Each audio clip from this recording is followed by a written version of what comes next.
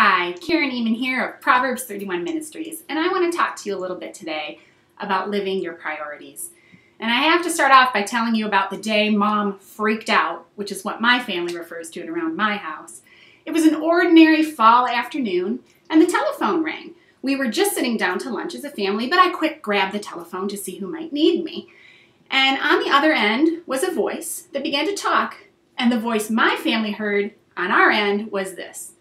Hello? Uh-huh. Sure. No problem. I'd love to. Thanks. Bye-bye. And I hung the phone up.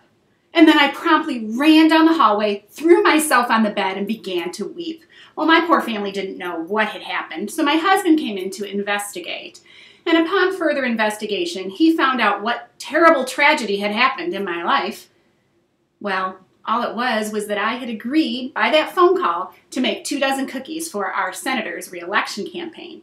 Now, normally making 24 cookies shouldn't make a grown woman cry, but I was so overcommitted in my life with things outside of my four walls and outside of the ministry God had called me to, just saying yes to everybody to please them, that it completely threw me for a loop and did me in emotionally. You see, I wasn't intentional in filling my time. I was letting everybody else fill my time for me, because there are always people out there waiting for you to say a hearty yes and do their project they have for you that they just are sure you're the one that's supposed to be doing it. And I had let my plate get too overloaded with things outside my home so that God and my family, well, they got all the leftovers. I simply was not living my priorities. Now, we in ministry talk a lot about living our priorities, but in essence, it really isn't always happening.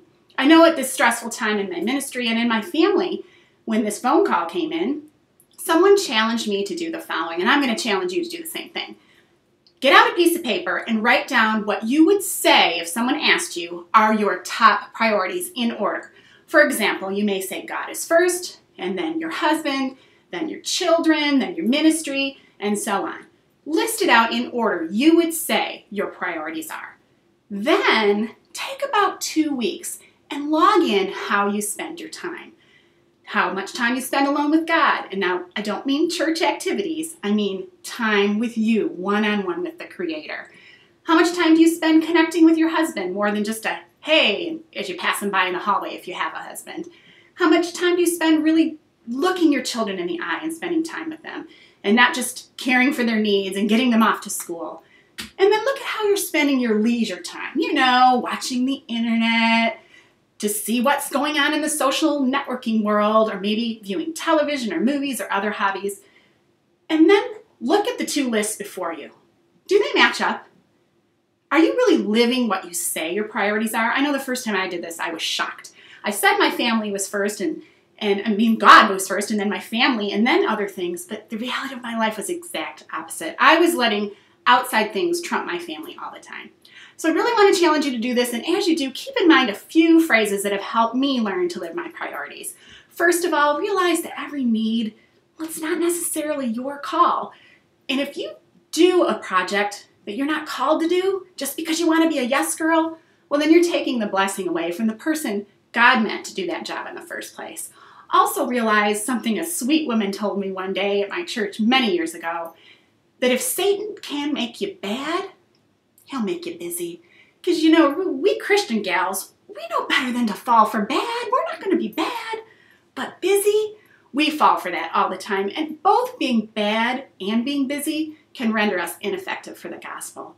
And then finally, don't take on more than you can pray for.